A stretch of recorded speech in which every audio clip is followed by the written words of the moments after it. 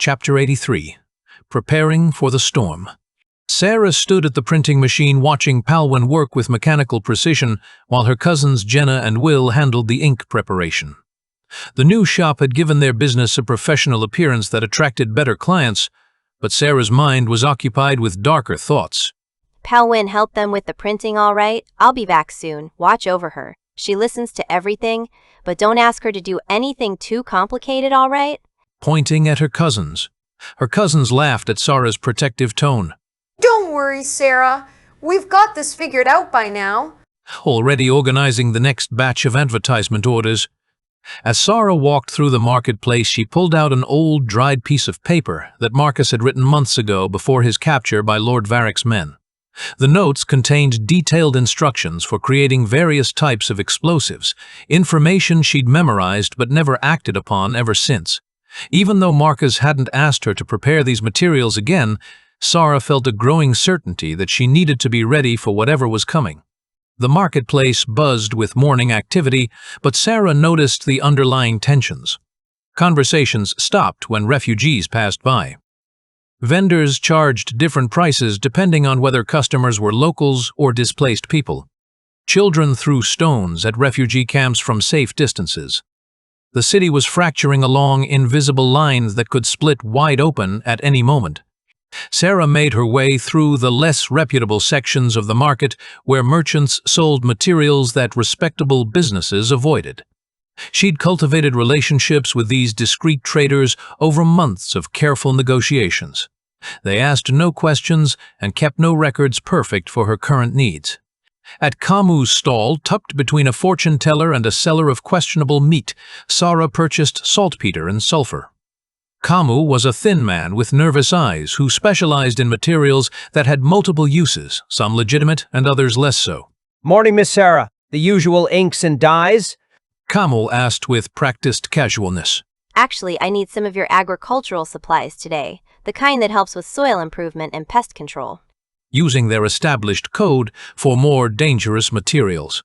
Kamu nodded and discreetly passed her several wrapped packages. "For your gardens, of course. Best results when used carefully and in proper proportions." I understand completely. Thank you, Kamu. Her next stop was Tobias, a metalworker who operated from a cramped workshop behind the main smithing district. Tobias specialized in small, precise metalwork that the larger forges wouldn't bother with. Sarah needed specific casings and components that would contain and direct explosive force properly. "Sarah, good to see you again. How's the printing business?" He greeted her warmly. He was one of the few merchants who treated refugees and locals with equal respect. Growing every day thanks to customers like you. Today, I need some custom metalwork. Small containers, very precise specifications. Sarah showed him sketches she'd prepared based on Marcus's notes. Tobias studied the drawings carefully. "Interesting designs. These look like they're meant to contain something under pressure. What are you planning to store in them?" Just some chemical compounds for our ink mixing process. We're experimenting with new formulations that require careful handling.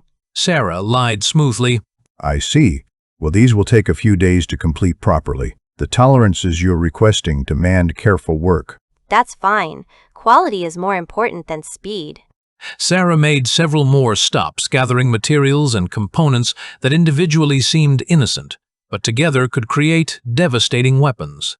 She'd learned from Marcus's cautious approach to always maintain plausible explanations for everything she purchased.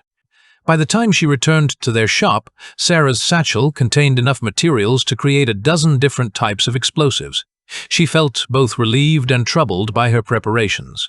Marcus had allies in high places now, and their business was thriving, but something in her gut told her that the real challenges were still ahead.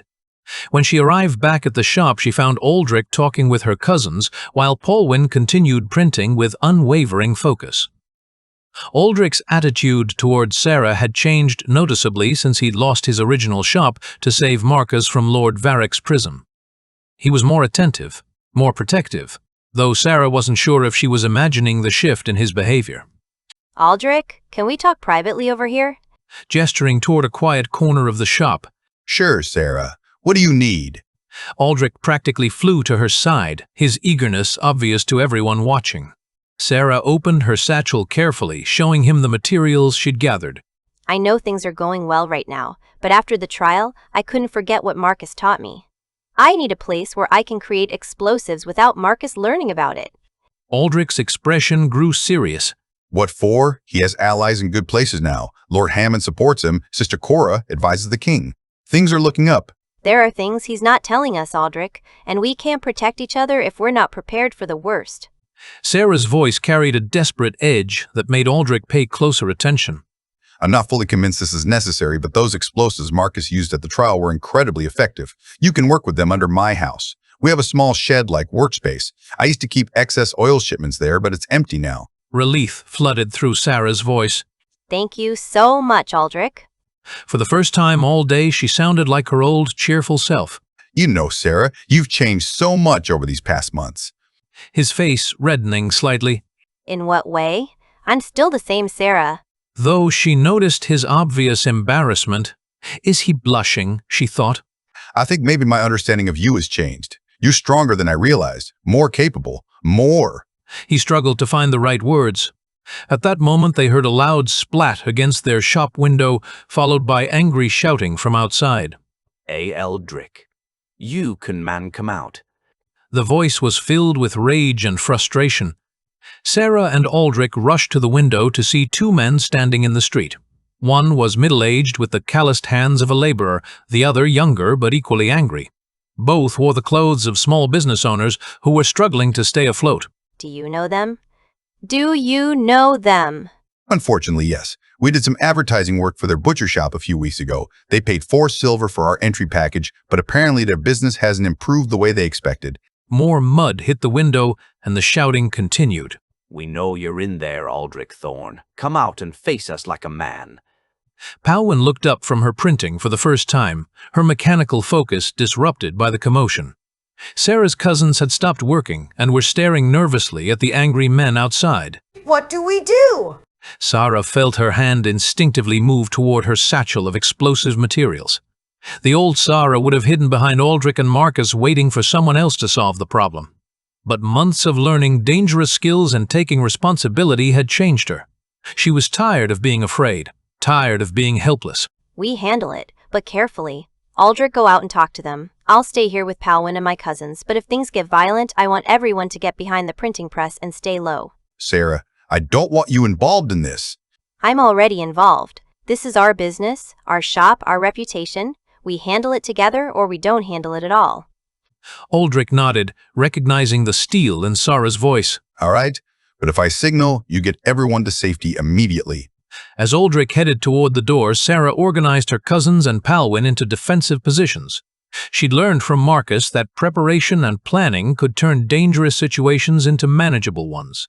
The angry customers outside represented more than just a business dispute. They were a symptom of the larger tensions tearing at Drakmoor's social fabric. Refugees and locals blamed each other for economic problems that had deeper roots. Fear and desperation were turning neighbors into enemies. Sarah watched through the window as Aldrich stepped outside to face the angry men.